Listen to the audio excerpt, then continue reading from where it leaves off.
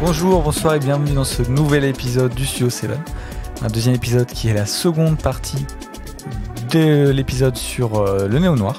Donc la première partie qui est sortie la semaine dernière, dans laquelle on est revenu sur ce qu'est le néo-noir. Et donc si ça vous intéresse, pour un peu poser les bases de cet épisode, de cette deuxième partie en tout cas, n'hésitez pas à l'écouter si c'est pas déjà fait. Surtout que le néo-noir c'est quelque chose d'assez compliqué, assez vaste. Donc ça peut être pas mal d'avoir quelques bases un petit peu pour comprendre bien de quoi on parle. Même si c'est pas très compréhensible le néo-noir, c'est pas ce qu'il y a de plus précis en tout cas. Pour cet épisode, je suis comme d'habitude avec l'équipe du CO7. Je suis donc avec Frigo. Salut. Avec Pauline.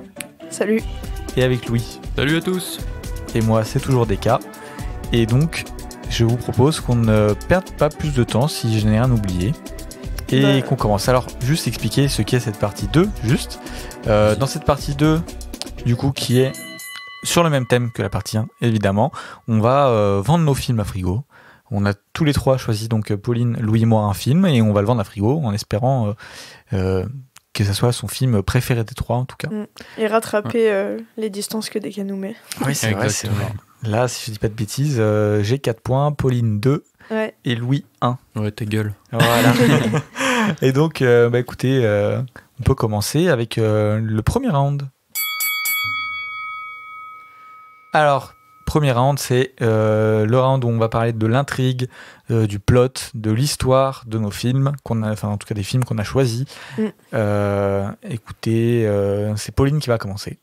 Allez. Donc vas-y Pauline. Alors moi j'ai choisi le film Plein Soleil de René Clément, qui est sorti en 1960, avec Alain Delon en tête d'affiche, on va dire. Mais il y a aussi Marie Laforêt et Maurice Renet dedans.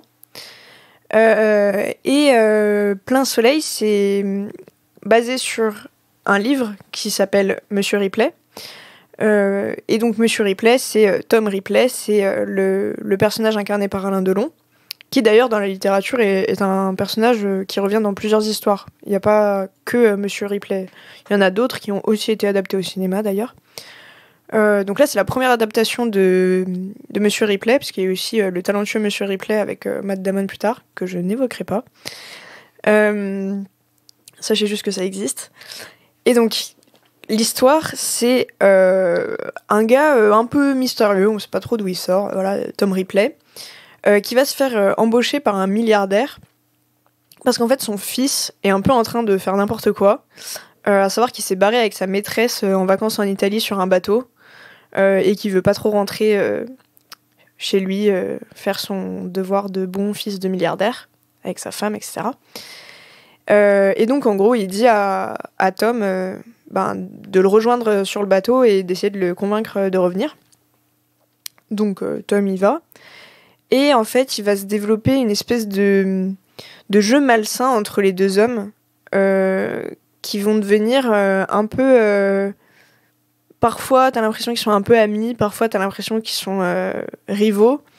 Et Tom, il a ce truc où tu sens que en fait, il fait preuve de beaucoup d'envie envers son patron, du coup, envers sa richesse, envers sa femme, enfin sa maîtresse, du coup, là en l'occurrence, qui est une très jolie femme, envers sa position. Et du coup, il va y avoir toute une partie où il va être sur le bateau, etc. Il va faire des tâches pour eux. Et il va se faire plus ou moins humilier. Enfin, il y a un moment où il le laisse traîner sur une planche derrière le bateau en plein soleil pendant des heures, etc. Et en même temps, Tom, il aura une espèce de fascination malsaine pour ce mec. Par exemple, à vouloir lui ressembler, essayer ses vêtements, voilà, pour être dans des beaux vêtements, etc.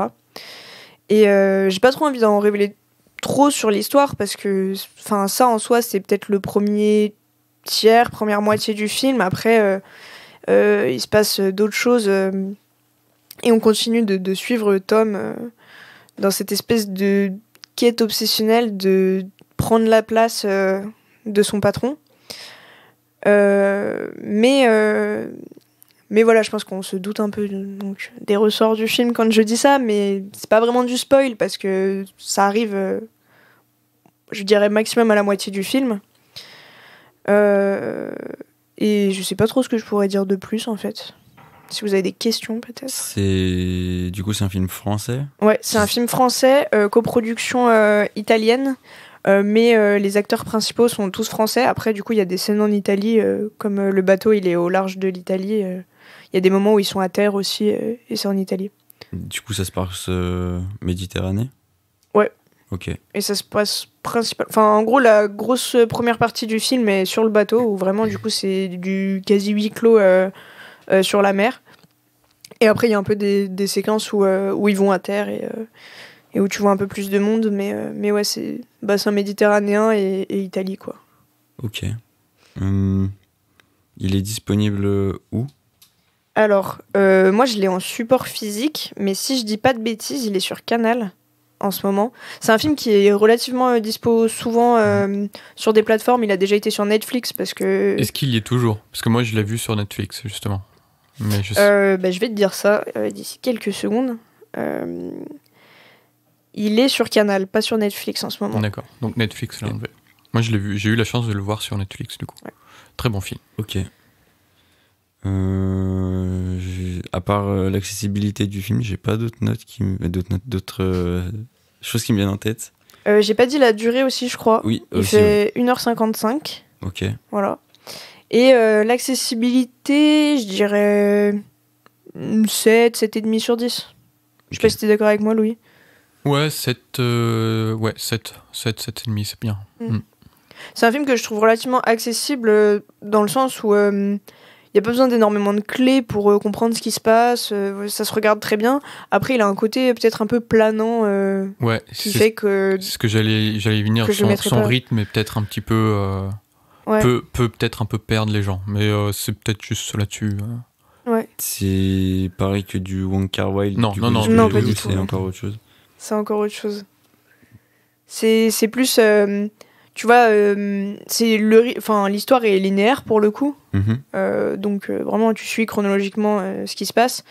Mais il va y avoir des gros jeux sur les silences, tu vois, faire peser un peu l'atmosphère.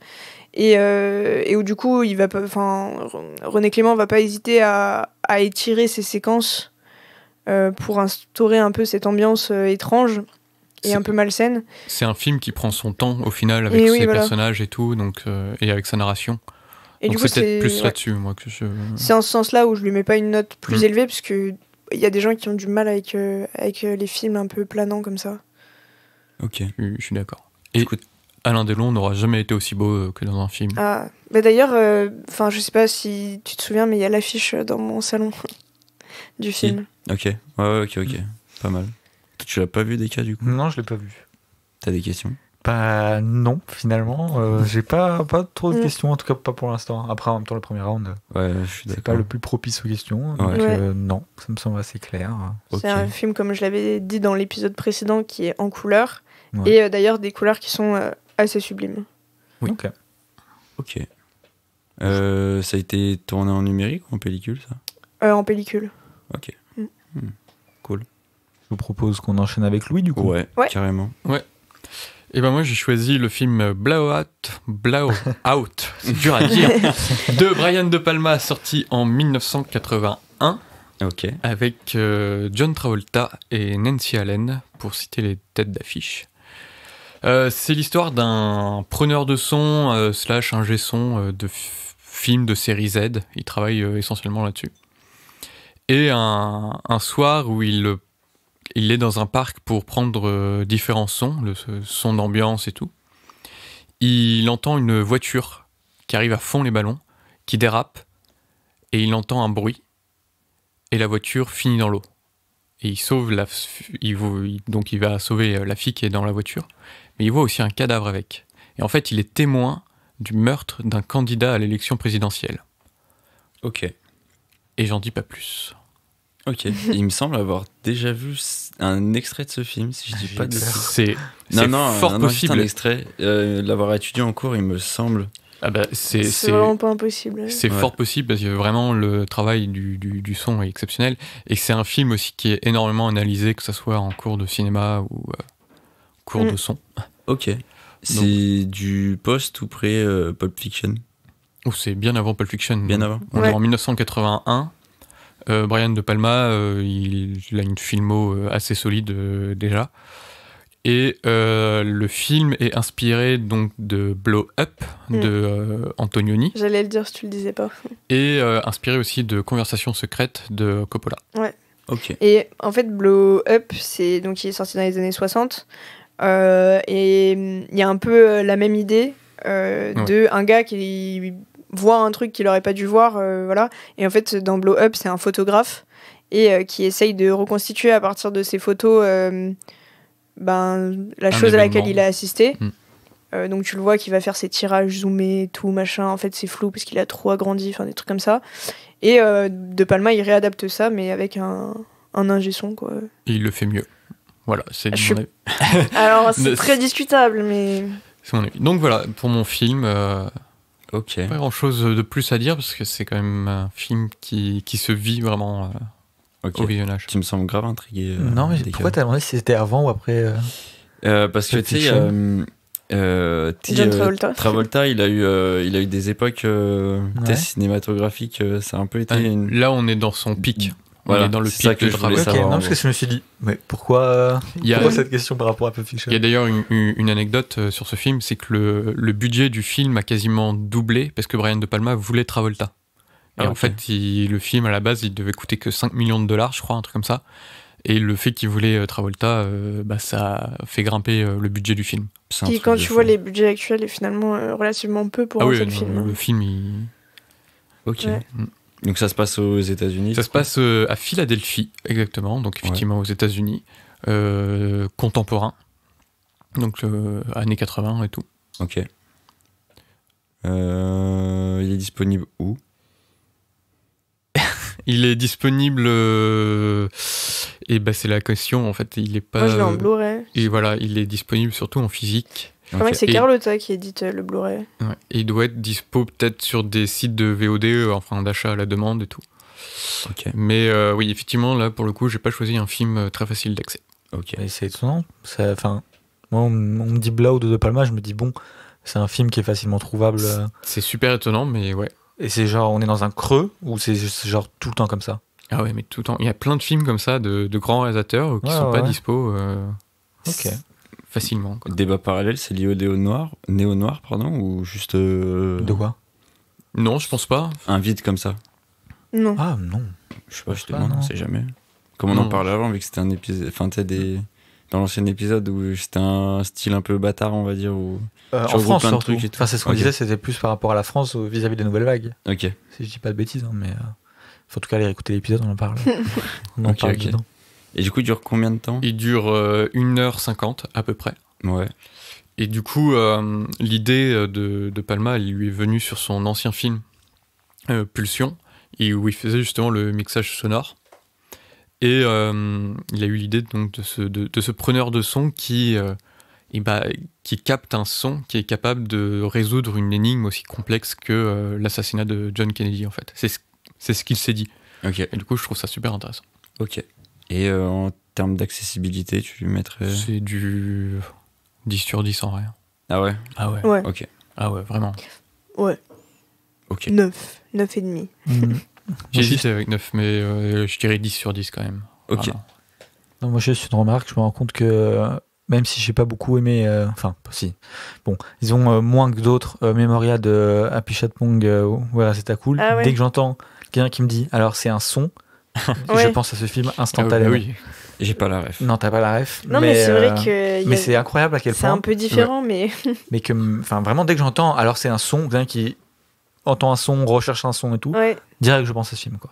Bah, en fait, pour ceux qui auraient pas en tête le film, dans Memoria, c'est une femme jouée par Tilda Swinton qui essaye de retrouver un son qu'elle entend dans sa tête, enfin, plus ou moins. Ou Ouais, c'est ça, le film. dans ses Mhm. rêves. Ou non, elle arrive plus à dormir justement à cause de ce son, enfin voilà. C'est ça. Et du coup, il y a toute une séquence où elle va avoir un ingé son pour qu'il essaye de recréer le son qu'elle entend. Donc en gros, il teste des trucs, elle lui dit non, c'est pas ça, c'est un peu plus ça, ah là on s'en rapproche et tout. Et il y a cette quête de ce son hyper étrange pendant tout le film, qui Ouais. est assez long en plus. Ouais. Mais par contre, Et- contrairement à Blowout, c'est pas 10 sur 10 d'accessibilité. Ouais, Oui, c'est sûr. C'est plutôt Oui, du c'est 1. très différent. Ok. Ouais. Enfin, Peut-être pas un, mais ouais, c'est beaucoup moins accessible. accessibilité. Ouais. Bah, figure-toi que je trouve que c'est un des. Ouais, enfin, que c'est relativement Ouais, c'est quoi, accessible c'est par rapport 3 à d'autres. maximum, grand réalités. max. Oui, ouais. Enfin, on ouais. parle. Oui, oui, non, N'oublions oui. pas quelqu'un qui n'est pas habitué au cinéma, Non, tu oui, lui je mets suis devant ça d'accord. et au bout de. Je suis d'accord. Et même quelqu'un qui est habitué, il peut au bout de 10 minutes dire bon, allez, Ouais. on passe à autre chose là.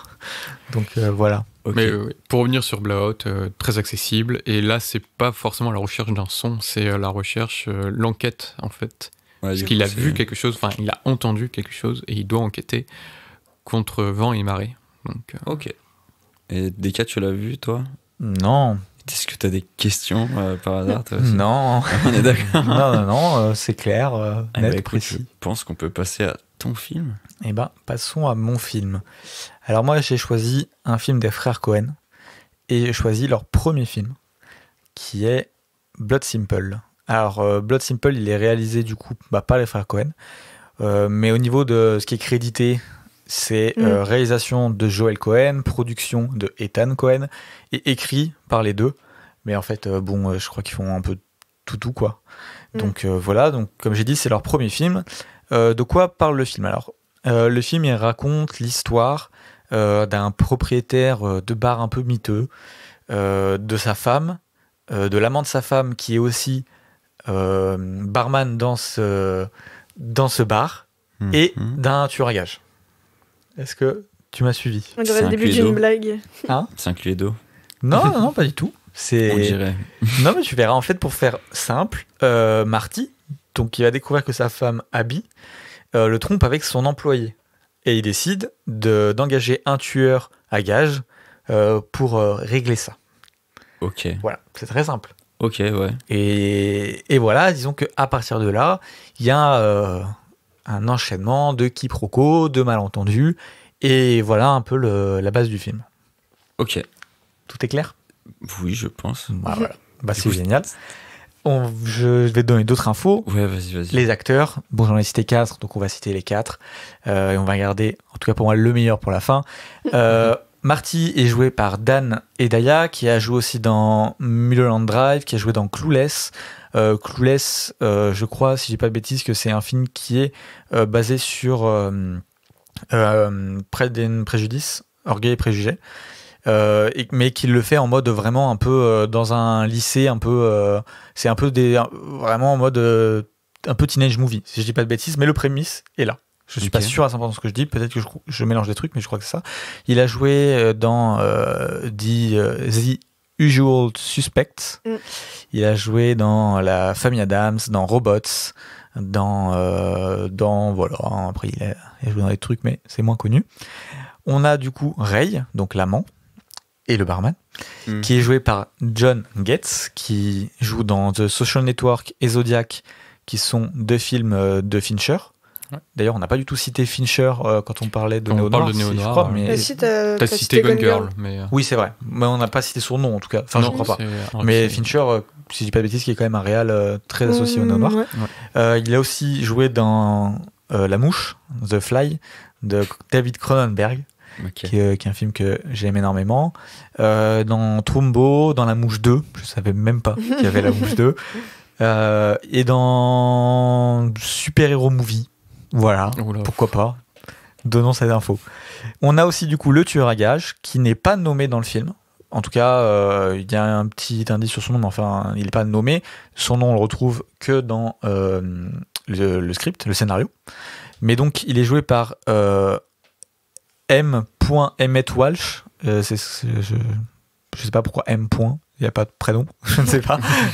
Mister C'est Emmett comme M. Walsh. Night Shyamalan, tu sais. Ouais, je sais pas trop, mais M. Emmett Walsh, qui a joué dans Knives Out, donc à couteau tiré récemment. Il a joué dans Blade Runner, il a joué dans Le Géant de Fer, dans Roméo plus Juliette, et dans un autre frère Cohen qui est Raising Arizona, qui est leur deuxième film d'ailleurs, je crois. Il a aussi joué dans Serpico de Sidney Lumet. Bon, enfin bon, c'est quand même une filmo qui est pas dégueu. Et donc voilà, et on finit avec Frances McDormand, qui est peut-être mon actrice favorite, qu'on retrouve énormément dans le cinéma des frères Cohen, qui est l'épouse de Joel Cohen, qui est l'épouse d'ailleurs l'année de Blood Simple. Donc, et ils sont toujours ensemble. Hein, oui. Pas de bêtises, c'est un couple qui dure, ce qui n'est pas souvent le cas à Hollywood. Hein. Ouais. Et donc elle a joué dans donc, pas mal de films des frères Cohen, Burn After Reading, elle a joué dernièrement dans la tragédie de Macbeth, qui est que de Joel Cohen. Elle a joué dans Hail César, dans Raising Arizona. Elle a aussi joué dans pas mal de films de Wes Anderson. Ouais. Alors voilà, dans The French c'est une très grande actrice. Hein, oui, oui. Dans The French Dispatch, dans Moonrise Kingdom ou dans L'île aux chiens. Voilà. Elle est double oscarisée pour Three Billboards, ah oui, ça, de la vengeance, et Nomadland. Non, et Fargo aussi, non? Elle a pas eu un Oscar pour Fargo? C'est vrai que j'ai pas cité Fargo. Elle est peut-être triple oscarisée. Elle est peut-être triple oscarisée. Ouais, non, mais je sais qu'elle avait fait les deux assez proche, oui, pour Nomadland, effectivement. Et Les panneaux dans lesquels elle joue, c'est un autre film du réalisateur des Banshees d'Inisherin. Ok. Donc voilà, et du coup il y a Nomadland qui est sorti il y a pas longtemps aussi, de Chloé Zhao, dans lequel elle joue. Enfin, disons qu'elle a aussi une filmo plutôt pas mal, et oui, c'est une actrice qui est vraiment reconnue, quoi. Enfin, oui, fantastique actrice. Ouais, vraiment. Ok. Donc voilà, quelle info d'autre je peux te donner? Je peux te dire que c'est un film américain qui a coûté 1,5 million de dollars. Il est sorti en 85, puis en 2000, dans une version Director's Cut qui dure 3 minutes de moins. Alors on se dit, bon, une version Director's Cut qui dure 3 minutes de moins, pourquoi faire? Mais en fait, ils ont enlevé des scènes et rajouté d'autres scènes. Donc en fait, ça dure 3 minutes de moins, mais il y a plus de choses. Il y a quand même plus de changements, parce que enlever et rajouter, bon, finalement, ça fait 3 de moins. Donc ça fait 96 minutes au lieu de 99 pour la Director's Cut, donc ça fait un petit peu plus d'une heure et demie. Le film a gagné le grand prix du jury du festival du film de Sundance, ce qui m'a étonné. Enfin, peut-être que non, mais en tout cas, dernièrement, c'est pas du tout l'image que j'ai de Sundance. C'est pas Blood Simple, quoi. Ouais. Ça a pas mal évolué, c'est un petit peu plus artsy. C'est plus After Sun, quoi. Voilà, c'est un petit peu artsy, un peu à 24, quoi. Et à la base, il y avait des trucs comme Blood Simple qui gagnaient. Je pense avoir fait vraiment le tour d'un peu tout, ce qu'il y a à dire dessus. Peut-être où est-ce qu'il est trouvable. Ouais. Il est trouvable sur Universiné, hein, encore et toujours. Ok. À l'achat et à la location. Ok. Du coup, ça se passe aux États-Unis, du coup, de ce que j'ai pu comprendre. C'est ça. Ok. Je pense pas avoir de questions. Il est accessibilité. Alors ça, j'avoue que tu l'as vu, Pauline? Ouais. Lui aussi. Moi aussi, je l'ai vu. Aidez-moi parce que je ne sais pas. Moi, je dirais 7. Ouais. 7, ouais. Entre 7 et 8, j'aurais dit. Ouais. Parce que après, moi, j'en ai un vague souvenir et tout, et un vague souvenir que c'était pas tout le temps très très bon. Enfin, le rythme retombait un petit peu. Un peu comme pour Plein Soleil, tu vois. Yeah. Donc, je mettrais 7, comme pour Plein Soleil. Oui, c'est vrai qu'il y a, au niveau du rythme, il y a des creux un peu. Pour moi, pour Plein Soleil, c'est plus volontaire quand même, mais... Oui, c'est pas quand je dis comme pour Plein Soleil, c'est plus une question de rythme, pas forcément de volontaire. Si. Non, mais comment? Plein Soleil n'est pas un premier film. Non, c'est pas un premier film, mais ça n'a rien à voir. Hein. On va pas être plus gentil parce que non, bien sûr. Non, mais non, mais c'est un bon film. Moi, j'aime bien. Après, c'est pas du tout mon préféré des frères Cohen. Ah, bah, moi non plus. Oui, voilà. Enfin, évidemment. On est tous d'accord, je pense. C'est un bon représentant du néo-noir, je trouve. Oui. Et par contre, c'est vrai que je trouve qu'il a des petits défauts de rythme. Et quand je l'avais vu, je m'étais dit en mode ouais, c'est cool, c'est pas top tier Cohen, c'est. Non, mais c'est un. Moi, je trouve que ça reste relativement accessible. Je trouve que c'est quand même un bon Cohen, que ça marche très bien avec le thème de l'épisode, et que, bon, encore une fois, pour parler de Big Lebowski, Fargo ou No Country for Old Men, vous avez pas besoin de moi, même si un jour je prendrai Fargo. Et donc voilà, parler du premier film des Cohen, c'est pour ça. Après, j'avoue que c'est pas du tout mon préféré des Cohen. Mais voilà. Il est pas produit par Sam Raimi? Oh bah alors. Parce que je sais que Joel Cohen et Sam Raimi sont très potes. Et je me demande si Sam Raimi n'a pas produit leur premier film. Il n'est pas dedans. Alors il n'est pas en tout cas je confonds avec autre chose. Il n'est pas dans les producteurs. Sam Raimi, c'est bien la dégaine à produire Raising Arizona, non? Peut-être. C'est vrai. Je peux apporter une anecdote rigolote sur les frères Cohen, qui n'est pas sur ce film, mais je trouve cette anecdote tellement drôle. En fait, du coup, c'était une masterclass de Javier Bardem qui l'a raconté, qui a joué avec eux dans No Country for Old Men, et où tout le monde a un peu en tête la coupe de cheveux du personnage de Javier Bardem dans No Country for Old Men. et qui est genre une coupe à la Mireille Mathieu, tu vois. Voilà, c'est ça. Ah oui, d'accord. Et en fait, c'était pour expliquer à quel point ils travaillent en symbiose, parce que tout à l'heure tu disais, bon, ils sont crédités là et là, mais au final, Ouais. ils font un peu tout ensemble. En fait, Javier Bardem, il disait que vraiment, ils ont le même cerveau.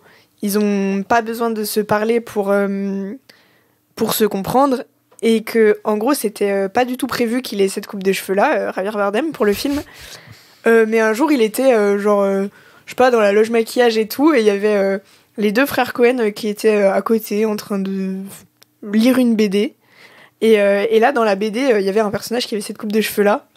Et genre, ils se sont juste regardés tous les deux. Ils ont regardé Javier Bardem. Ils ont explosé de rire. Et genre, il a su que c'était terminé pour lui, quoi. Ils ont pas eu besoin de se parler. Et du coup, après, pendant tout le tournage, donc il avait des méga brushings pour avoir sa coupe de cheveux toute bien faite et tout. Et du coup, entre les prises, il se baladait avec des charlottes et il fallait absolument pas toucher à ses cheveux, genre pour que ça reste en place. Et quand tu vois que c'est parti d'un délire en mode... ils lisaient une BD, ils ont vu une coupe drôle, ils se sont regardés, ils ont dit allez, c'est bon, on le fait, tu vois. Je trouve m'étonne que absolument pas. voilà, c'est ça, Ah oui. c'est hyper représentatif du style des frères Cohen, quoi. Mm. Surtout pour un film sérieux comme No Country for Old Men, qui au final est Ouais. pas du tout dans la vibe drôle. C'est même peut-être leur plus sérieux. Quoi. Ouais. Ok. Avez-vous d'autres questions? Ouais, j'étais parfait. Non, en vrai, j'ai pas d'autres questions. En vrai, était c'est pas un très peu dommage exhaustif. si j'ai pas de questions du coup. Mhm. C'est pas un peu dommage du coup si j'ai pas de questions. Non, mais après là, en même temps, Non, oui, je ça suis arrivera d'accord. après. Mais non, Comme ça, on j'ai enchaîne, de... on perd pas de temps. Ouais, non, j'ai pas de questions. Bah écoutez, deuxième round. Attends, Allez, go. juste on en est où là? Pour Frigo, Ah oui, c'est ce vrai. qu'il préfère, ce qui l'intrigue le Ça, plus. oui, c'est vrai. En vrai, le film de Pauline m'intrigue beaucoup. Parce que je vais pas te mentir, j'ai été perdu dans sa narration, dans ce qu'elle a dit. En fait, de ce qu'elle a expliqué, j'ai fait ok, je vais rien comprendre. Du coup, ça m'intrigue. Voilà. Et non, après, toi et Louis, vous êtes au même niveau. Hein. Ça a l'air d'être à peu près les mêmes films, en vrai, dans le fond, j'ai l'impression. Que vous avez choisi, on va dire. Donc voilà. Ok. Voilà. Et ben deuxième round. Et let's go. Alors, il arrive qu'on ne fasse pas ce deuxième round, Mm. mais sur un épisode sur le néo-noir, bah, je pense qu'on est un peu obligé. Et donc Ouais. le deuxième round, c'est le round où on explique en quoi notre film est dans le thème. Et donc, bah, c'est ce qu'on va faire, et Pauline va commencer. Puis heureusement que j'ai fait une Ouais. thèse sur le néo-noir, parce que je pourrais carrément trancher sur ce que vous dites. Ouais. C'est vrai que bah, du coup, c'est là que c'est important de bien écouter. Ouais, mais le truc, Pourquoi c'est que... C'est que vu que je connais pas le sujet de base, Oui, c'est compliqué ça va être de quand faire même un compliqué Ouais, c'est pour un le coup, sujet, ouais. Oui, c'est vrai. Bonne Bah, chance. voilà, je tiens quand même à le préciser. Non, mais bien sûr. Alors, donc, moi j'ai pris un film, comme j'ai dit, qui est de 1960, et dans l'épisode précédent, on a dit que la période du film noir s'étendait jusqu'à 1959, d'après les écrits. Donc on est vraiment sur du néo-noir, mais tout néo-noir, et si même on va dans les délimitations plus précises, mais en même temps qui restent très imprécises, peut-être qu'on peut dire que c'est du post-noir. En tout cas, il est dans des listes de néo-noir, et je vais expliquer pourquoi il reprend les codes du néo-noir. Enfin, du noir, puisque c'est un néo-noir. Donc, on a ce côté très mystérieux, cette ambiance très pesante, je trouve, qui correspond bien au film noir. On n'a pas une enquête à proprement parler. Oui, il n'y a puisque... pas d'enquête même. Enfin, je n'ai pas de souvenir qu'il y ait Non, une enquête Si, vraiment. bah, Si, dans la deuxième partie. Voilà, Si, oui, attention pardon, au dans la spoil, deuxième partie, bien si. sûr. le film n'est pas un film d'enquête à proprement Voilà, c'est parler. ça, oui. Mais il a ce côté où il regorge un peu de mystère, de choses non élucidées. Tu vois, ce personnage qui sort un peu de nulle part et qui vient et qui est super bizarre. Alain Delon, du coup, incarne à perfection la figure du anti-héros des films noirs, en fait. Parce que t'es de son côté pendant tout le film. Enfin, c'est le protagoniste, c'est lui que tu suis, voilà. T'es rarement sans lui. Mais en même temps, il est hyper bizarre et malsain et on comprend pas trop pourquoi. Donc c'est vraiment une figure du anti-héros de film noir. Après, le film, du coup, est en couleur. Et au niveau de la lumière, on peut pas forcément retrouver les inspirations du film noir parce que c'est très en extérieur. Alors que le film noir, ça joue surtout sur les lumières en intérieur. Et c'est très lumineux aussi. Ouais, c'est un film très lumineux. Mais dans du coup, l'épisode où on parle du néo-noir, je parlais des contre-plongées sur les personnages pour un peu montrer les rapports de force.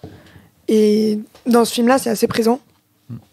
Il y a des contre-plongées sur le torse nu d'Alain Delon. Et je pense que ce n'est pas que pour montrer son physique de rêve. Il y a aussi une idée esthétique derrière dans la mise en scène. Et pour l'aspect de la femme fatale, en fait, il y a Marie Laforêt, du coup, qui est la maîtresse du fils du milliardaire, qui va aussi séduire Alain Delon, ou lui va la séduire. On ne sait pas exactement dans quel ordre ça se passe. Mais du coup, il y a ce côté... je pourrais pas appeler ça de la romance, parce que c'est trop malsain pour en être. Ouais. Mais en tout cas, ces rapports... sensuel entre les personnages. Et du coup, c'est en tout ça que ça s'inscrit plutôt bien dans le néo-noir. Et en fait, je pense qu'on ressent dans ce film, quand on connaît bien le film noir, que René Clément est marqué par ces films-là, que ça influence sa mise en scène. Donc ça va se retrouver vraiment dans des trucs subtils, la manière de filmer les chants les dialogues, les rapports entre les personnages. Et c'est un film qui, a un côté très thriller américain, mais à la française. Et René Clément, il a fait d'autres films comme ça, mais qui n'ont jamais été aussi réussis que Plein Soleil. Donc voilà, c'est peut-être un peu flou, mais autant que la notion de néo-noir. Je vais pas te mentir que ça m'éclaire pas plus, honnêtement, je pense, sur... le sujet qui est le néo-noir, tu vois. Si je devais résumer, je dirais que c'est le côté un peu malsain.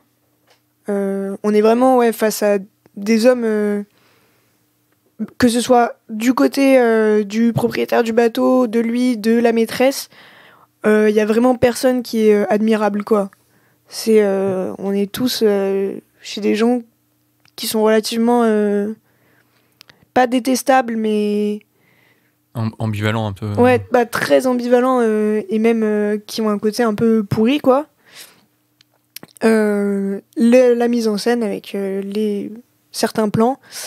La musique aussi, en vrai, on n'en a pas trop parlé, mais dans le film noir, c'est très important. Et là, il y a une très belle bande originale.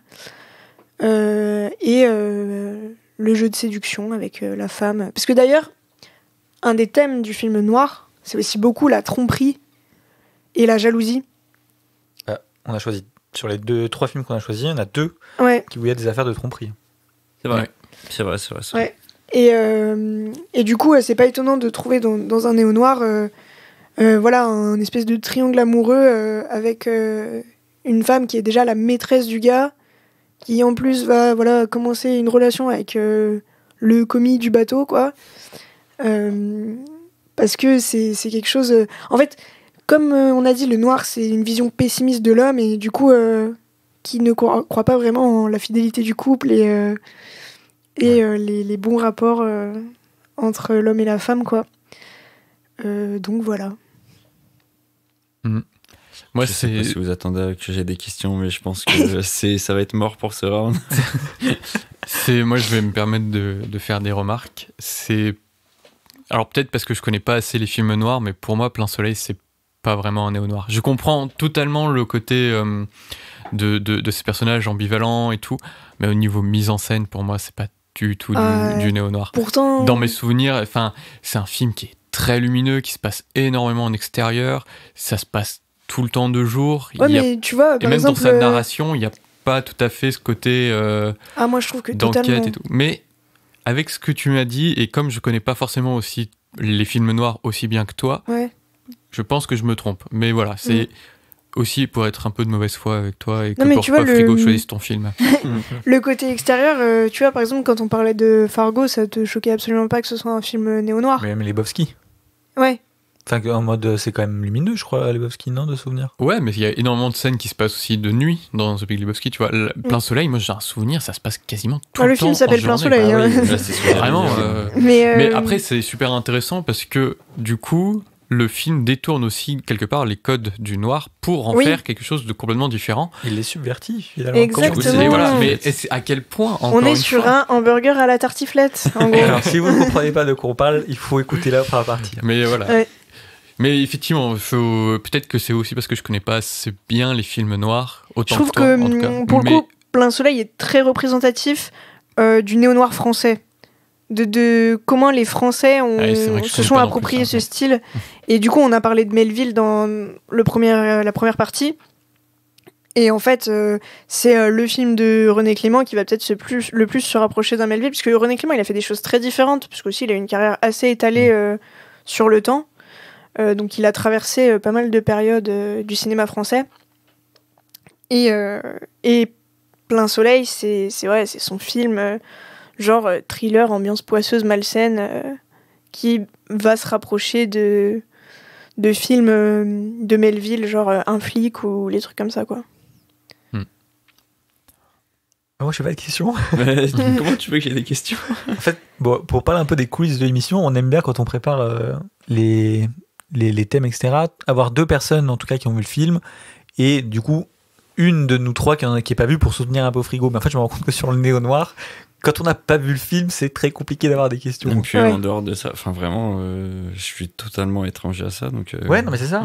je peux rien apporter à ce Donc, débat-là. non, mais voilà, mais moi, c'est pareil, tu vois. Donc, Ouais, on est je me deux à doute. l'avoir vu. Ouais, c'est vrai. Et deux fois à pas avoir des questions. C'est vrai, Peut-être que sur ce thème, c'est plus facile d'en parler quand on l'a vu.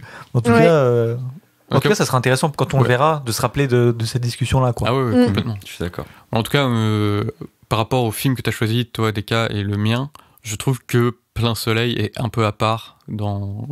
Si on doit le caser dans Néo Noir, il est quand même un peu à part Bah. par rapport à ce qu'on a choisi nous et par Ouais. rapport aux autres films qu'on a pu citer dans la Ouais. première partie. Après, c'est aussi parce que, comme j'avais dit dans la première partie, on associe beaucoup le néo-noir à l'époque américaine des années 80. Parce qu'il y a eu un gros regain, et vos deux films sont issus de cette époque-là, parce qu'il y a eu un gros regain d'intérêt pour le thriller, etc. Dans cette période. Mais en fait, comme le néo-noir c'est très vague et que ça va des années 60 à nos jours, au sein même du néo-noir, t'as un peu plusieurs courants et films qui se détachent, quoi. Non, puis je pense aussi qu'il y a le truc que Louis et moi, en fait, on connaît pas trop le sujet, donc on va pas se risquer de prendre un truc éloigné, Ouais, et on va prendre aussi, un ouais. truc qui, tu vois, qui est bien cadré. On peut dire, ah oui, c'est vraiment du néo-noir, ça se voit, Ouais. tu vois. Pauline, elle connaît plus le sujet, donc peut-être que aussi tu peux te permettre plus de prendre de la distance, parce que t'arrives à te dire, ah oui, donc là on a encore du néo-noir et tout ça. Je pense que quand on a choisi le film, on s'est dit, si je fais ça, il y a une chance sur deux que je me rate. Oui, Ouais. effectivement. Donc, je pense qu'il y a, il y a il y a ça, un- quoi. il y a un peu de ça. Après, Plein Soleil, c'est un excellent film, hein, vraiment, vraiment très très bon. Ok, bah écoute, Lou, je te propose d'enchaîner.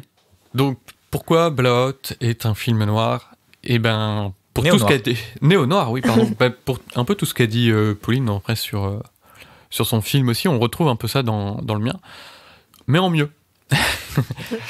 Non, donc déjà, on a pas forcément ce personnage ambivalent. Le personnage de John Travolta est un citoyen honnête, assez honnête, et qui se trouve un peu dans un bourbier, en fait, malgré lui. Mais on retrouve, du coup, cette image du gars qui est forcé à enquêter pour se sortir de ce bourbier. Brian De Palma aussi détourne un petit peu la figure de la femme fatale, où c'est la séductrice, intelligente, maligne. Là, elle séduit pas forcément John Travolta, et sans vouloir insulter cette femme, elle est un peu stupide. Genre vraiment stupide, elle m'énerve un peu, quoi. Le personnage, tu veux dire? Ouais, le personnage. Ok. Mais le jeu de la séduction, par contre, marche très bien. À un moment donné, vraiment très très bien. Le personnage de John Travolta, il a quand même aussi un passé où il a des failles. Il a fait ce qu'il considère lui comme une erreur et tout dans son passé, qui le pousse à se réorienter dans son métier. Il y a l'enquête, forcément. Et dans le premier épisode, je parlais du contexte américain, du contexte historique américain qui pouvait marquer notamment aussi les films néo-noirs. Et là, on est complètement là-dedans, puisque le film est à base de complots et très inspiré donc des complots qu'il y a pu avoir après l'assassinat de Kennedy, ou même des complots comme le Watergate, donc à la fin des années 70. Et donc voilà. D'ailleurs, Brian De Palma s'est inspiré aussi d'un film tourné pendant l'assassinat de Kennedy qu'on appelle le film Zapruder, parce qu'il a été filmé par Abraham Zapruder. Et Brian De Palma s'est dit, mais en fait, il manque le son, et avec le son, j'en suis sûr qu'on aurait résolu le truc. Et en fait, c'est un peu ce qu'il fait. Parce que le personnage va donc mettre du son sur des images à un moment donné. Donc sur les images de cette voiture qui dérape. Donc on a vraiment, je trouve, tout le néo-noir, et on a aussi quelque chose d'assez pessimiste à la fin. Voilà. Il y a le côté pessimiste aussi, où on l'empêche d'enquêter, parce que voilà, faut que tout reste bien carré, tout joli, tout bien lisse et tout, pour l'opinion populaire. Et du coup, il y a ce cynisme un petit peu par rapport à tout ça. Ok. Il y a une question qui m'est venue, mais je suis déçu, elle m'est perdue. Oh non, arrête, t'étais la Non, seule je te de jure, l'émission. je suis trop déçu. Non. Je suis trop déçu. Tu disais, c'est un honnête citoyen, parce que de base, du coup, dans les films noirs, C'est vrai que néo-noirs, c'est pas censé être des gens honnêtes, du coup. C'est censé C'était ça la question. Ouais. c'est des détectives, mais ils sont peut-être parfois un petit peu Pourri. ouais, voilà, un peu ripoux, D'accord. tu vois. C'est des mecs qui n'hésitent pas à faire des magouilles pour obtenir la vérité, tu vois. Après, ce qui est intéressant, tu as parlé du coup du fait qu'il a fait une erreur dans le passé, etc. Il a ses failles, ouais. Ouais, et en fait, il y a le côté torturé dans les personnages principaux de Néo Noir, et parfois ça s'exprime par des mecs un peu pourris, parfois ça s'exprime par des mecs qui ont le sentiment de devoir se racheter par rapport à un truc du passé, et là c'est un peu le cas pour Ouais, c'est Blowout. ça. C'est un peu le... Les noirs, c'est pas du tout un truc avec des personnages manichéens, quoi. Voilà, c'est ça. Non, Ça, voilà. En quoi par manichéen? Alors, manichéen, c'est-à-dire que tu vas avoir dans une histoire, quand t'as des personnages manichéens, c'est que t'as vraiment le gentil qui est très gentil, et qui, voilà, et t'as le méchant qui est très méchant, il y a pas de nuance, tu vois. Ouais, ok, Genre, ok.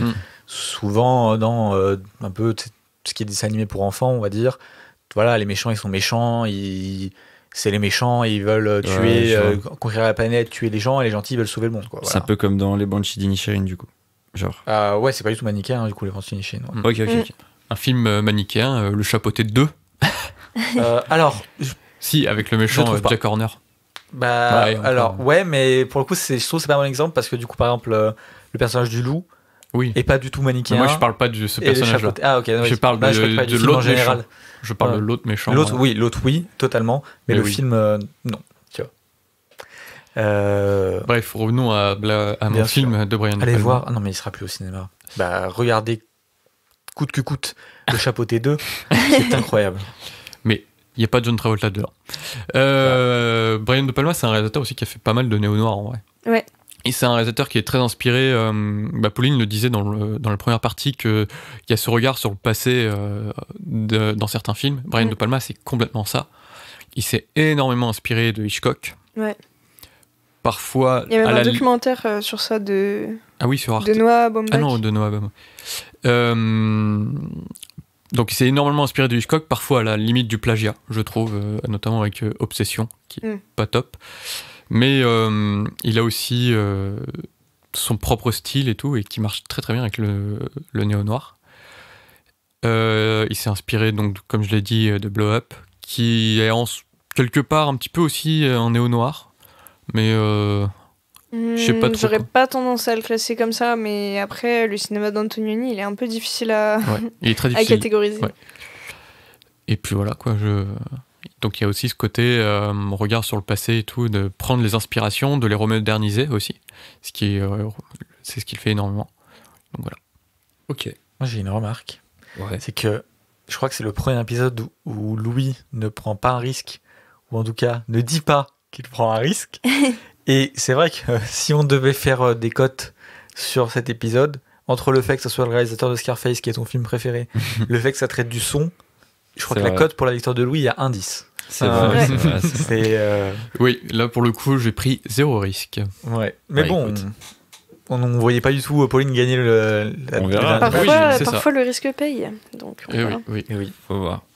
Je te propose d'enchaîner, Deka. Eh ben, Alors, c'est si t'as une autre remarque. Non, je voulais juste dire aussi que je pense que, alors je sais pas pour toi, Pauline, mais c'est qu'à partir du moment où Louis a pris Blowout, dans ma tête, je me disais, bon, ça va être très difficile de gagner, alors amusons-nous, en plus j'ai Ouais. beaucoup de points d'avance, et pas prenons un film que, ok, je pense qu'il gagnera pas, mais ça me fait plaisir, tu vois. Ok. Donc voilà. Je sais pas si toi ça a été pareil. Bah un oui, peu. moi, un des derniers films avec lesquels j'hésitais, c'était Collateral, parce que je pensais qu'il pouvait vraiment plaire à Frigo. Mm. Et en fait, je me suis dit, bah déjà, on va se retrouver avec 3 films américains de la même Ouais. période, ça va pas être hyper intéressant. Et en plus, comme en vrai, il a fait le choix peut-être le plus pertinent par rapport à cet épisode, bah autant prendre un truc un peu différent que j'ai envie de faire Ouais, c'est découvrir. Mais on peut toujours surprendre. On c'est- peut toujours être Toujours. surpris avec Frigo, donc bon. Toujours. Oui. Alors, pour moi, ça va être très simple. Du coup, on l'a dit et redit, mais c'est pas un thème que je connais beaucoup. Donc, quand on me dit, oui, en quoi ton film est dans le thème, pour moi, c'est assez compliqué vu que je connais pas les spécificités du thème. Donc, je me suis renseigné, j'ai vu des articles, et il se trouve que je suis tombé sur un article de quelqu'un qui s'appelle Marie-Gabrielle Strauss, qui explique magnifiquement bien le lien entre Blood Simple et le néo-noir. Et je vais pas faire semblant de ne pas avoir vu cet article et que tout vient de moi. En fait, elle a tout tellement bien fait le travail que je vais un peu reprendre ses points. Donc voilà, big Un up. peu ou totalement, du coup. Bah, il y a des trucs que je crois qu'il y a peut-être un ou deux points que j'ai pas pris, mais oui, enfin vraiment big up à Marie-Gabrielle Strauss. C'est grâce à Strauss, je sais pas comment ça se prononce. Mais bon, je me suis dit qu'au moins on allait droit au sujet et c'était clair et net, tu vois. Plutôt que je sois là à bafouiller et galérer à dire mes trucs. Ouais, je suis C'est d'accord. fait, on prend, on crédite, bravo à elle et merci. Alors, 9 points. Pourquoi Ah ouais. Ça va être très vite. Blood Simple et du néo-noir. Déjà, on a le clair-obscur, quelque chose qu'on retrouve dans de nombreux noirs et néo-noirs. C'est quelque chose voilà, qui voilà. Donc, avec des forts contrastes, les ombres, tout ça. Et c'est quelque chose qu'on retrouve beaucoup dans Blood Simple. Alors que Blood Simple, comme on disait, est en couleur, mais cet aspect très contrasté, ombragé, est très très présent avec dans de nombreuses scènes. Voilà, premier point. Deuxième point, le surcadrage. Et en tout cas, les cadres, un peu les diagonales et tout ça, les plans dans le plan, les cadres dans le cadre. Enfin bon, voilà. Un autre élément de mise en scène courant des films noirs, il semblerait, selon Marie-Gabrielle Strauss, et je la crois, qu'on retrouve beaucoup dans le film. Non, mais c'est vrai. Non, mais elle a fait un travail. Elle a fait un très bon travail. Et donc on le retrouve beaucoup dans le film. Il y a des scènes avec des jeux d'ombre, avec des stores qui font, qui cadrent bien tout ça. C'est magnifique, c'est super. On enchaîne. Troisième point, travelling et plan long. Alors, il semblerait que dans la mise en scène, les travelling sont quelque chose de courant dans le néo-noir. J'ai envie de la croire. Elle le dit. Je la crois à 100% là-dessus. Mais en tout cas, c'est quelque chose qu'on retrouve dans Blood Simple. La première scène où on voit... non, je vais même pas en parler, mais en tout cas, on le retrouve parce que de toute façon, même en parler, si on le voit pas, c'est pas très pertinent, donc je n'en dis pas plus. Quatrième point, le cadre spatio-temporel. 3/4 du film se passe la nuit. Bon, voilà, on parlait de Néo Noir qui se passe quand même en grande majorité la nuit. Et Blood Simple, ça se passe beaucoup la nuit, dans des environnements qui sont des bars, l'appartement d'Abby, une route nationale, le tout un peu au milieu de nulle part. Il me semble que tout ça, c'est des tropes un petit peu... Ouais. En tout cas, les trucs qu'on retrouve dans le néo-noir. On enchaîne avec le 5e point. Tu me dis si je vais trop vite, si t'as Non, des questions. t'inquiète. Tu me coupes. Je bois les paroles de... Des personnages cyniques et blasés, donc nuancés, pas manichéens, tout ça. C'est le cas vraiment de tous nos personnages. Que ce soit Abby, qui est un personnage plutôt, on dirait, gentil, mais qui, quand même, au tout début du film, elle trompe son mari et avec son barman. Que ce soit son mari, qui, lui, en fait, on comprend pourquoi elle le trompe, vu comment il est obsessionnel et complètement taré. Que ça soit du coup le barman qui sort avec la femme de son patron, ou que ça soit le tueur à gages qui lui aussi est beaucoup plus nuancé que ça. Donc voilà. On peut enchaîner du coup avec des trucs un petit peu plus précis. 6, la femme fatale. Alors, totalement subverti dans Blood Simple, parce qu'on peut pas dire que Frances McDormand soit une femme fatale dans le film, mais ce que dit Marie-Gabrielle Strauss dans l'article, c'est qu'en fait tout se passe un peu à cause, entre guillemets, elle, en fait, parce qu'au début elle a trompé son mari, et en fait c'est pas à cause d'elle, ce que je veux dire, enfin on comprend ce que je veux dire, mais tout est déclenché en tout cas par elle. Tous les gens tout ce qui va se passer, sans spoiler est déclenché par elle. Donc c'est un peu, je crois, un truc qu'on retrouve avec la femme fatale qui enclenche beaucoup de choses dans le néo-noir. Ici, même si on n'a pas une femme fatale, et ben elle est la source un peu de beaucoup des péripéties, des problèmes dans le film. Pauline t'en parlait tout à l'heure et c'est mon 7e point, c'est les fausses accusations et les trahisons. Blood Simple, c'est un film qui n'est fait que de quiproquos, de trahisons, voilà, le fait que le début ça soit une tromperie, et puis vraiment le quiproquo, puis après c'est un truc qu'on retrouve aussi beaucoup dans le cinéma des Coen, Oui. et donc ça, dès le premier film, il le maniait super bien. 8e point, la violence. On n'a pas parlé tant que ça, mais la violence est quand même, je pense, je crois, présente dans le néo-noir. Thématiquement, en tout cas. T'as pas l'air d'accord, Pauline? En fait, oui et non, dans le sens où j'ai l'impression que ce soit dans le film noir ou dans pas mal de néo-noirs, c'est plutôt de la violence morale. Ouais, mais thématiquement, il y a de la violence. Thématiquement, oui, tu vois. Mais juste préciser, c'est pas forcément genre de la violence frontale et graphique.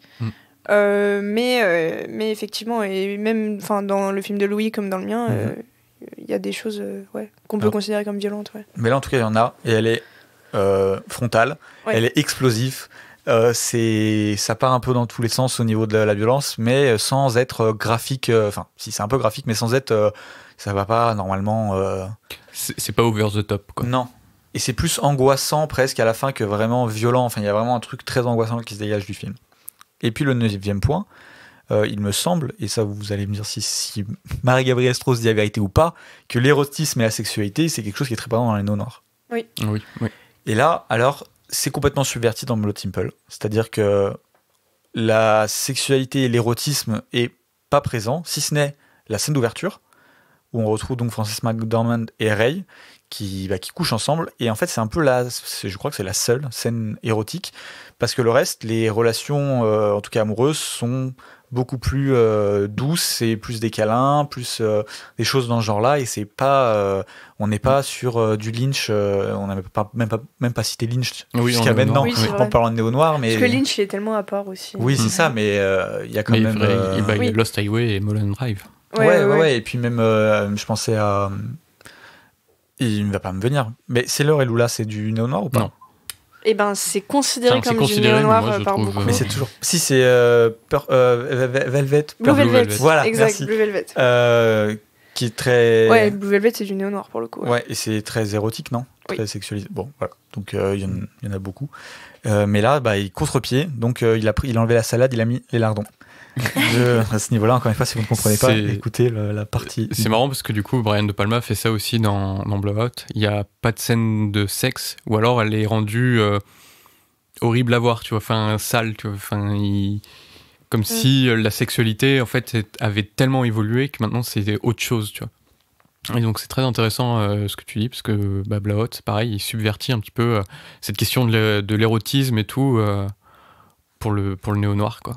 Alors que moi, il y a une vibe full érotique, pour le coup. Hein. Ouais. Mais il n'y a pas de scène sexuelle non plus, dans mes souvenirs. C'est plus l'ambiance qui...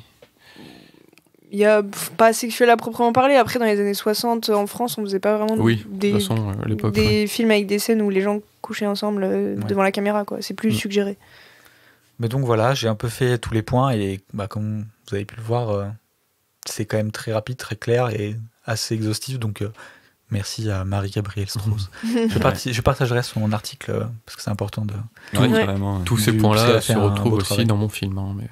Ouais, mais est-ce que Marie-Gabrielle Strauss a fait un article dessus? Je suis pas sûr. Peut-être. À voir. Faudra voir. Ok. Des questions? C'est une question. Non, franchement, non. Okay. Et j'estime ne pas avoir de points à attribuer sur ce round. Oui, je peux comprendre. Mais du coup, juste vous qui avez écouté et qui avez vu le film, est-ce qu'il y a des trucs sur lesquels vous n'êtes pas trop d'accord ou que vous rajouteriez? Moi, il y a juste des points qu'elle soulève où je trouve que c'est un peu facile de rapprocher ça au néo-noir, genre notamment les travelling, tu vois, enfin dire que les travelling. Mais après, il y a vraiment dans l'article, il y a des exemples visuels qui sont un peu plus parlants, quoi. Oui, mais pour moi, ça peut être rapproché d'autres genres aussi, tu vois. Oui, bien Je suis sûr. assez d'accord avec Pauline. Donc voilà, mais globalement, de toute manière, moi, vos deux films, je considère que c'est des très bons exemples de néo-noir, donc j'ai pas grand-chose à rajouter. Et moi, je considère aussi vos films comme des bons exemples de néo-noir, sauf celui de Pauline. Écoutez, je pense que là-dessus, on peut enchaîner sur le 3e round. Let's go. Alors, le 13e round, on va essayer, je pense, d'être... en tout cas, je pense qu'on va être assez rapide. Ouais. C'est là où si on a des choses à rajouter, si on doit dire pourquoi notre film va spécialement gagner, si on veut faire une petite synthèse, c'est un peu tout ça, c'est un peu le fourre-tout, ce 3e round. Donc, Pauline, tu peux y aller. Ouais, et déjà, je l'ai pas dit encore, mais Plein Soleil, c'est un de mes films préférés sur Terre. Jusqu'à il y a pas longtemps, quand j'arrivais encore à donner mes films préférés, quand on me demandait genre c'est quoi ton top 3 films, il y avait Plein Soleil dedans. Pour l'anecdote, je t'avais demandé de faire une liste il y a plus d'1 an, dans laquelle tu m'avais mis 10 films. Et bon, j'en ai dû en avoir 3 depuis, alors que je te le demandais vraiment tous les jours. Ouais. Et dedans, si je dis pas bêtise, il y avait Plein soleil. Il y avait Plein soleil. Ouais. Ah ouais. C'est un film que j'ai découvert en fait au début de ma cinéphilie, quand je sais même pas, je sais pas, c'était parce qu'il devait y avoir Alain Delon qui était très beau dedans que je l'ai regardé, tu vois. Et il m'a mis assez, pas mal sur le cul, et je l'ai revu depuis parce que je trouvais ça vraiment fascinant comme film. Il me restait en tête. C'est un film qui reste vraiment en tête, je trouve. Et tu vois, là, ça fait longtemps que je l'ai pas vu, et pourtant je peux vous en parler, et dans ma tête j'ai les images, quoi. Deuxième point pour lequel ce film doit gagner, c'est Alain Delon. Je pense que toute personne sur Terre, que ce soit homme, femme, hétérosexuel, n'importe quelle orientation, voit Alain Delon dans ce film et se dit ok, en fait c'est lui que j'aime. Il faudra que j'essaie, alors, parce que unpopular opinion, je comprends qu'on trouve Alain Delon très beau, mais je comprends pas trop tout le culte autour d'Alain Delon. Ah ouais. Et à chaque fois que je dis, on me dit pardon, qu'est-ce que tu nous racontes là? Et je comprends pas trop. Et moi j'ai eu du mal à le comprendre jusqu'à mon visionnage de Plein Soleil. Quoi. D'accord, ok. Il est incroyable de charisme dans le film, et justement je disais qu'il y avait beaucoup de jeux sur les silences, le truc pesant et tout, et en fait il porte tout ça en lui, à la fois il est terriblement beau, à la fois il a un regard très inquiétant par moments, où tu sens vraiment toute l'ambivalence de son personnage juste dans son regard. Et pour la petite anecdote, de base, par contrat, Alain Delon, il était censé jouer le rôle de Maurice Ronet, donc le fils de milliardaire, parce que en fait, c'est relativement le début de sa carrière. Il a commencé dans les années 50, Alain Delon, c'était le beau gosse, et du coup, il allait jouer le fils de milliardaire beau gosse qui est sur son bateau avec sa maîtresse, tu vois. Et du coup, au début, il avait accepté, mais il avait pas encore lu le scénario, tu vois. On lui avait proposé le film. Et il a lu le scénario, et en fait, il est arrivé auprès de René Clément, des producteurs et tout, et il a dit, en fait, moi, c'est Tom Ripley que je dois faire. Vraiment. Et il leur disait, mais en fait, Tom Ripley, il disait, j'ai tout ce qu'il faut pour incarner ce mec, moi aussi, je suis un peu un voyou et tout. Donc voilà. Et René Clément lui a dit, bah non. Il avait déjà un autre acteur et tout. Et du coup, vraiment, ils sont restés. Ils ont passé toute la nuit, où il leur disait pourquoi il devait jouer ce mec. Et au bout de 4 heures de discussion, la femme de René Clément, elle a dit non mais il a raison en fait. Et en gros, c'est la femme de René Clément qui a dit, qui a plaidé en la faveur d'Alain Delon en disant en fait il a raison, c'est lui qui doit jouer ce rôle, tu vois. Du coup, René Clément, en bon mari, il a écouté sa femme, et il a pris Alain Delon pour ce rôle. Et aujourd'hui, c'est un des rôles les plus cultes d'Alain Delon, ou en tout cas, cette image dans le film est beaucoup utilisée encore aujourd'hui, son image à cette époque-là. Et pour la seconde anecdote, il est devenu super pote avec Maurice Ronet sur le tournage du film, donc qui joue un peu son némésis dans le film, mais eux, ils étaient super potes sur le tournage. Et d'ailleurs, ils rejouent ensemble dans La Piscine. Encore une fois, un film où ils ont une rivalité un petit peu bizarre entre mecs, là. Et en fait, Marie Laforêt, qui du coup joue la femme, la maîtresse de Maurice Ronet, disait que sur le tournage, c'était insupportable, parce qu'en fait, tous les deux, elle a dit, je crois, c'était 2 petits cons, quoi. Les deux qui étaient trop chiants sur le tournage et tout. Bref, en tout cas, c'est un film, je pense, que je place au panthéon des films français. Qui vraiment... pour moi, c'est un des meilleurs films français que j'ai vu. Et il y a tous les ingrédients nécessaires pour faire un bon film, pour moi.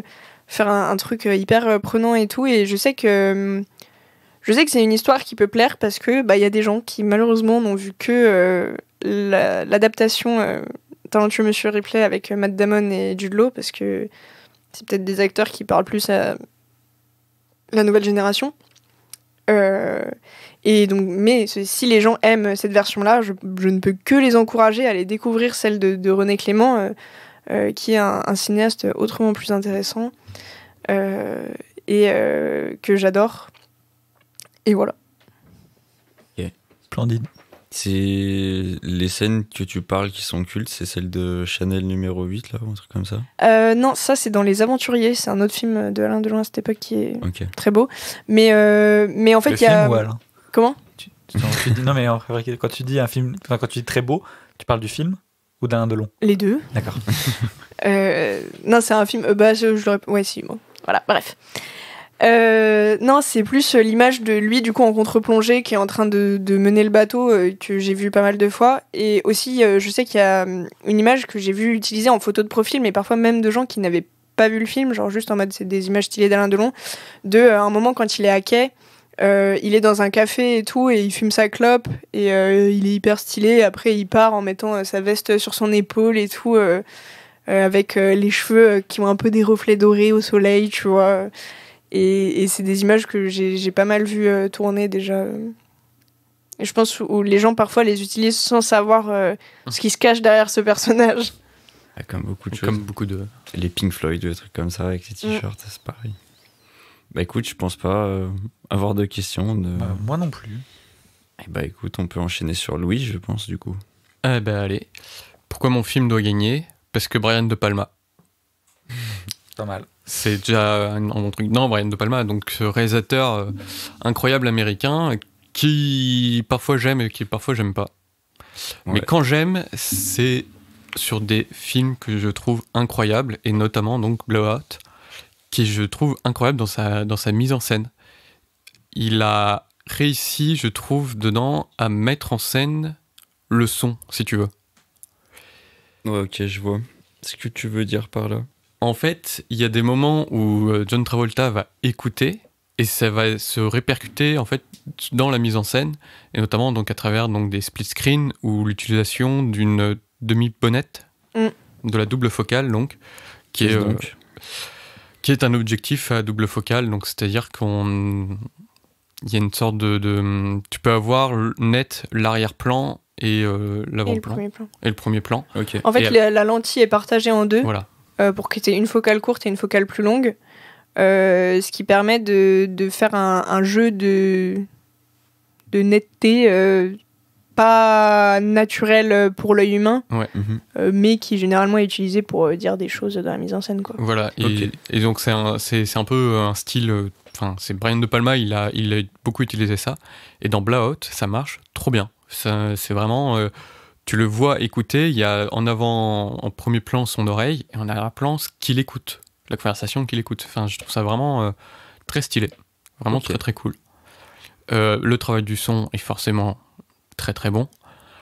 L'histoire, je la trouve génialissime. Vraiment, moi je la trouve fascinante, cette enquête autour de ce complot. On ne sait pas trop où ça va venir. Est-ce que ça va bien se finir? Qui a fait le coup? Donc c'est très très bien. J'aime beaucoup les acteurs. John Travolta en premier, qui est tout aussi beau gosse que Alain Delon. N'exagérons pas. Alors, j'ai beau avoir une popular opinion sur Delon, n'exagérons pas. Non, mais en vrai, c'est pas ça. C'est Travolta, dans ce film, il a un sourire qui est hypnotisant, je trouve. Vraiment. Ok.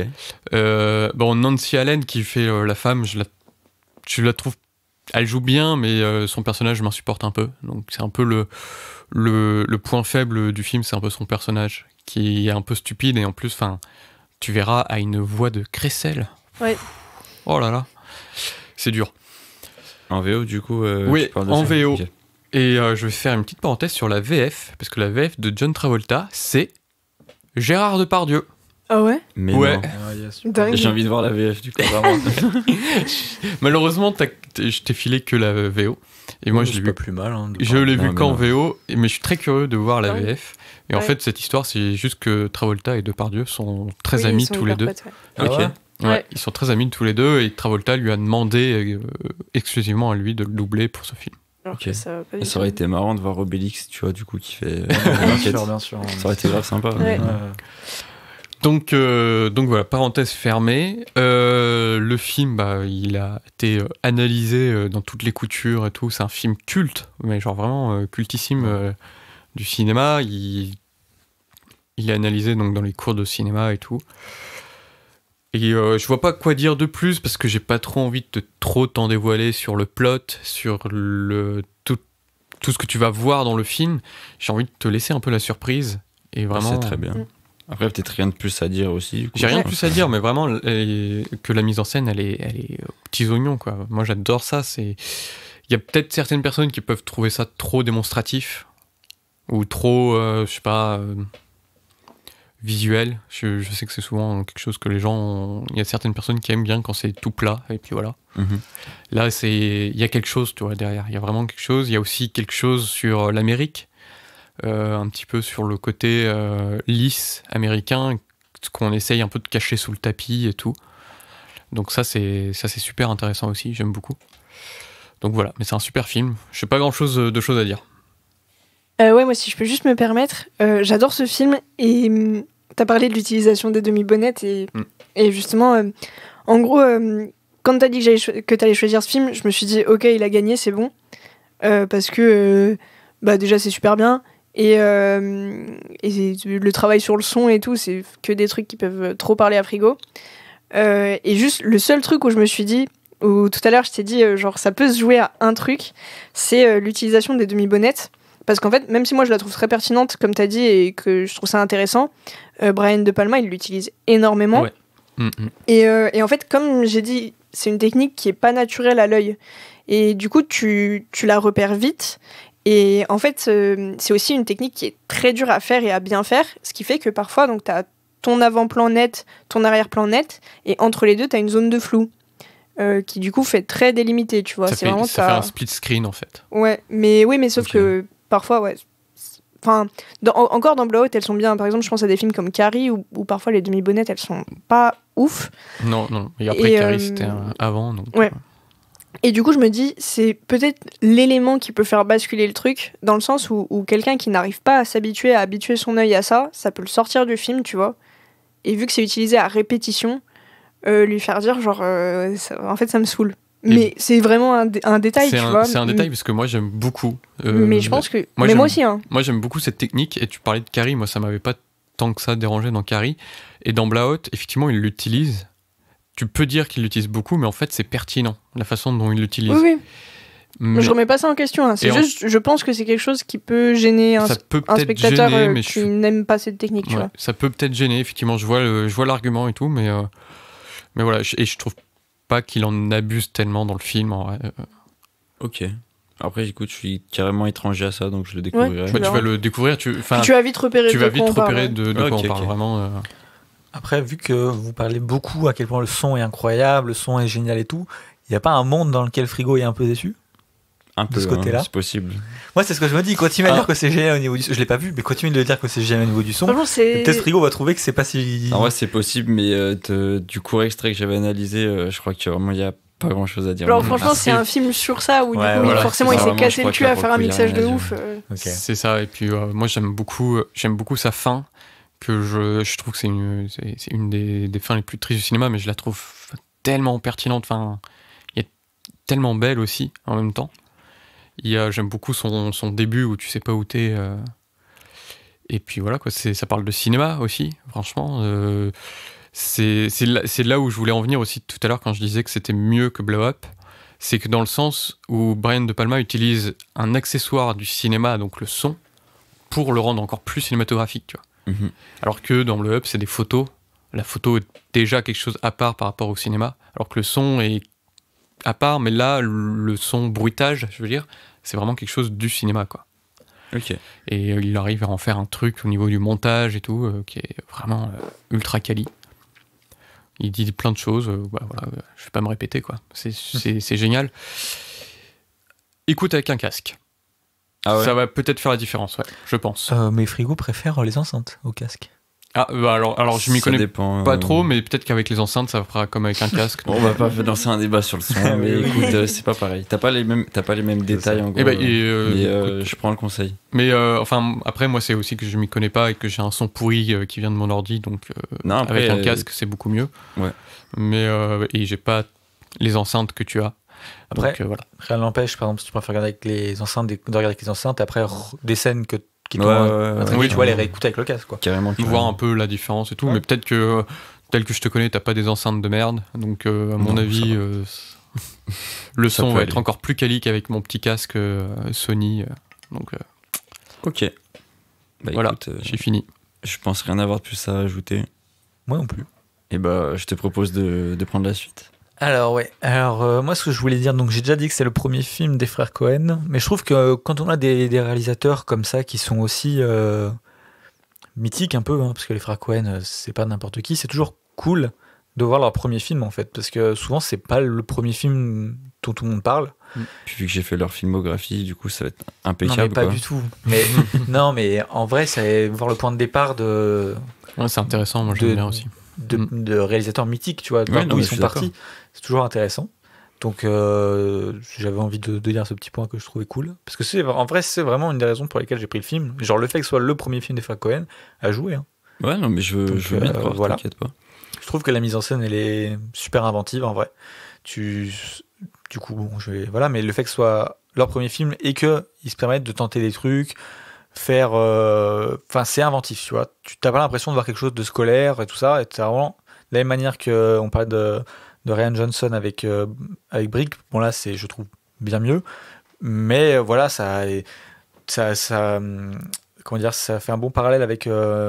Ça rebondit bien en tout cas sur l'anecdote que disait Pauline, où tu sens que c'est un peu, enfin voilà quoi, ils sont là, ils ont des idées, ça part de rien et puis ça va dans tous les sens et ça se ressent, je trouve, au niveau de leur mise en scène. En fait, tu ressens tout de suite leur style dès leur premier Ah oui, film, mais et vraiment. ça c'est rare faut Ouais, le carrément. souligner, quoi. D'accord, ok. Je trouve que le montage est vraiment génial aussi. Il y a des belles transitions et qui sont pas forcées, mais qui sont super impensées. Donc encore une fois, vraiment l'inventivité, moi je trouve que c'est un adjectif qui fonctionne bien pour ce film. Après, bon, je crois qu'on a tous défendu nos acteurs, mais évidemment que je vais défendre les Princesse. miens avec et avant tout, pour ne pas parler que d'elle, je ne parlerai que d'elle, Frances McDormand qui est absolument incroyable. Moi, je l'avais vue que dans des rôles où elle était plus âgée. Et là, bah, du coup, elle est plus jeune. Et bah, elle était déjà incroyable. Enfin, bravo, Frances McDormand. C'est trop, elle est trop forte. Donc bravo, ouais. On retrouve des petites touches d'humour un peu noir, cynique. Même si c'est léger, hein, c'est pas du tout un film drôle ou quoi. Mais il y a des dialogues, souvent dans les dialogues, bah, typique des frères Cohen, ça c'est quelque chose qu'on retrouve beaucoup, mais tu retrouves dans leurs dialogues des petites touches cyniques, d'humour noir et des tournures de phrases, etc. où tu peux faire un petit sourire en coin, tu vas pas rigoler, mais tu peux souffler du nez, faire un petit sourire en mode ah putain ça c'est bien dit, c'est bien, le dialogue est bien écrit, ça rebondit bien, c'est cool. Ouais. J'avais une petite anecdote sur le nom du film qui s'appelle Blood Simple, donc c'est une ref, un livre policier, alors j'ai plus le nom, dans lequel il y a cette phrase, il y a une phrase et dedans il y a Blood Simple, nanana, ils l'ont repris pour le film. Ils ont aussi un jeu de mots Simple, c'est genre. simple, Simple, ça ok. fait sans simple, Ouais. mais c'est aussi un jeu de mots avec Blood Sample Ouais, c'est pour qui ça est que je échantillon Ouais. de sang. Donc petit jeu de mots bien trouvé des frères Cohen, C'est bravo. pour ça qu'ils ont voulu refaire un jeu de mots en français, je pense. Oui, je pense. Ouais, 100%. Oui, en plus ça marche bien en vrai Ouais, en carrément. français. Donc voilà. En vrai, j'ai pas grand chose d'autre à dire. Hein. Je vais faire ça très rapide. Je pense que je trouvais le film très cool. Tu vois, par exemple, j'ai vu, donc on en parle dans la partie 1, mais The Barber, The Man Who Wasn't Really Here. Moi, j'ai préféré Blood Simple. Je crois que Louis a préféré Ouais, moi c'est l'inverse. The Barber, ouais. Que je trouve très bien aussi. Mais pour le coup, on parlait du rythme. Le rythme de The Barber m'a moins pris. Je sais pas pourquoi. Et puis même le récit, la narration, j'ai moins été pris. J'avais l'impression d'être un peu plus perdu et tout ça. Ce qui est Ouais. moins le cas avec Blood Simple, qui est on rentre dedans assez vite, quoi, et on comprend tout de suite les enjeux, on comprend tout. Enfin, quoique, On comprend pas vite pas tant les que ça enjeux, ouais. finalement. Quand même. Non, enfin, il y a pas tant que ça, comme tu viens de dire. Enfin, il y a, Oui, il y a un moment où on se dit, attends, qu'est-ce qui se passe? Et après, tu dis, attends, mais en fait, il y a un problème dans leur scénario. Tu vois, à un moment, je me suis dit, bon, après, pas vraiment, mais je me suis dit, attends, ils ont oublié de nous raconter un truc là. Et en fait, c'est un peu- ça te met vraiment dans le rôle du personnage un peu. Où Puis tu- c'est un peu leur style aussi. Ouais, comme voilà. ça. Et donc, non, franchement, ça va être ton premier Cohen? Écoute, je pense. Bon, on va faire De les plus souvenirs, gros. T'as pas vu tous ceux qu'on a cités, les Bobski, Non. Non, Fargo, Non. No Country for All Men. non. La Non, saga mais de jusqu'à Dexter's présent, il y a Ouais. aucun film que vous avez cité que je connais, donc. Ouais, je pense que c'est pas mal pour commencer avec les Coen, parce que tu vas tout de suite savoir si c'est un style qui te plaît ou pas. Mhm. Et s'il te plaît, t'auras des trucs encore bien mieux à voir. Si ça te plaît pas, t'auras des trucs encore bien mieux à voir, mais bon, ça risque Ouais, de pas et te plaire. t'auras bien mieux Ok. à voir, ne serait-ce que chez Cohen. Mais bon, ça c'est. Oui, mais c'est ce que je dis. Oui, bien sûr. Ah, non, mais bien sûr. Ok. Mais voilà, je crois avoir tout dit pour moi. Je sais pas si vous avez des choses à rajouter. Non, moi j'avais Non, déjà c'est dit dans un- la partie c'est un d'avant. très bon film. Et ben voilà. Je pense rien avoir à ajouter. Tu nous fais un. C'est difficile la frigo. Pour moi, non, je trouve que t'as 3 très bons films à choisir. Ouais, hein, je suis c'est d'accord. vraiment- En fait, au début, j'étais plus sceptique, et là, en vrai, je trouve qu'ils sont tous à peu près sur un pied d'égalité dans tout. Je pense quand même que le film de Louis m'attire un peu plus. Le film de Pauline après, et le tien des en dernier. En vrai, je pense que ce sera l'ordre final. Ce serait Parce qu'il y a des Écoute, on chances verra, de on victoire. verra, on voilà. verra au je- visionnage. ouais. Faut être sûr de rien. Ouais. Et ben Bah, écoutez, je pense qu'on peut conclure là pour les rounds. Je Ouais. pense bien. Ouais. On va faire un petit blabla de fin d'émission. habituel. Alors, on a choisi le thème néo-noir. Et il y a une raison à ça. La raison, c'est que à Lyon, Super Seven a son ciné-club qui Ouais. est le 2 mars et qui Jeudi donc. ce jeudi, Mm. au moment où vous écoutez l'épisode, si vous l'écoutez le jour de sa sortie. Et donc le film, c'est Le Privé de Robert Altman. Ouais. Et donc qui est un néo-noir. Le but, nous, ce qu'on s'est dit, c'est que quand tu aurais des ciné-clubs à Lyon, c'est de faire des épisodes en lien Mhm. pour vous donner envie d'aller voir le ciné-club, mais aussi si vous avez vu le ciné-club, vous faire découvrir un petit peu le thème ou un peu plus de manière un peu plus grand, Mm. on va dire. Et puis voilà, ça nous permet aussi de trouver des thèmes, d'avoir des idées. Donc là, on s'est dit néo-noir, et c'est pour ça qu'on a choisi ça. Alors, peut-être dire vite fait, pour le ciné-club, alors c'est Ouais. à l'opéra. Tu veux le dire? Vas-y, Ou- c'est Vas-y. au cinéma Opéra, donc le jeudi 2 mars à 20h. Voilà, vous pouvez nous y retrouver. Vous pouvez prendre les billets, enfin, pré-réserver vos billets en ligne sur notre Hello Asso, dont le lien est sur tous nos réseaux sociaux. Super7fr sur Twitter, super7.fr sur Instagram, et notre site internet c'est super7.fr. Ça évite de le refaire après. Ouais. Parce que donc sur place, il ne prend pas la carte bancaire. Donc après, vous pouvez acheter votre billet en liquide, mais soyez prévenus. Et on passe un court-métrage en pré-séance, et après on peut se retrouver pour discuter chill dans un bar, dehors, comme vous voulez. Je dirais surtout, n'ayez pas peur. Ce cinéma est ouvert. Oui, c'est Non, en vrai, vrai. c'est important de souligner ce que Oui, on pour passe être souvent passé quand même devant. nombreuses fois avant, t'as vraiment l'impression que ce truc est abandonné. Oui, mais normalement, on sera devant. Ouais. Enfin, en tout cas, Mais il y aura quand même. Pauline. C'est quand même Oui. important de le savoir. Je serai là, il y aura une affiche, vous pourrez vous y retrouver. Bah, écoutez, pour du côté du ciné-club et de l'association, tout est dit, parce que voilà, je répète quand même que le podcast est affilié à l'association Super Seven. Il n'y a plus de chaussettes. Il n'y a plus de chaussettes, mais si vous voulez Toujours pas. soutenir l'association et donc du coup le podcast, vous pouvez toujours adhérer à l'association. C'est 10 € sur Hello Asso. Voilà, pas mal de choses assez big en ce moment, un partenariat avec la Cinémathèque française. Enfin, on vous laisse aller voir tout ça sur les réseaux pour pas se répéter, pour pas. Tout plein de ciné-clubs de prévus. Ouais, Ouais. non, plein de choses. Et donc voilà, pour le podcast, si vous aimez ce qu'on fait, si cet épisode vous a intéressé, eh ben, n'hésitez pas à le partager autour de vous, à retweeter, à remettre en story, à liker, à participer à nos sondages, à participer aux listes collaboratives qu'on fait après chaque épisode. Voilà, à juste bah, n'hésitez pas à montrer voilà, votre soutien, ça fait toujours plaisir. Si vous avez quoi que ce soit à nous dire, des remarques, des questions, n'hésitez pas à nous envoyer un DM, que ce soit sur Super Seven, sur Studio Seven ou directement à l'un de nous Sur mon 4. compte perso, ouais. Sur Instagram ou Twitter. Voilà. Et donc voilà, si vous voulez N'hésitez retrouver... pas, pardon, d'en parler aussi autour de vous. Ouais, c'est ce que j'ai dit. Non, t'as Au juste dit début. partager. Oui, bah en général, quand tu le partages... Non, parce que tu peux aussi juste faire du Ok, bouche à oreille. ouais. C'est différent. C'est vrai. Tu peux en J'ai parler pas à été ta clair, mais grand-mère, c'est par exemple. mon tu premier partagé avait ce sens-là. Mais Ok. t'as raison, c'était pas clair. Mais oui, n'hésitez pas, c'est toujours cool, évidemment. Voilà, si vous voulez nous retrouver sur les réseaux, c'est Studio7pod sur Instagram et Twitter, Studio 7, sans espace, avec un 7 en chiffres, sur Letterboxd, où vous pourrez retrouver les listes qu'on fait en collaboration avec vous. Voilà, on va donner nos réseaux à nous, si je n'ai rien oublié. Frigo, Sympa. où c'est qu'on peut te retrouver? Et bien sur Twitter, à @frigobits avec un S parce qu'il y a plusieurs bits.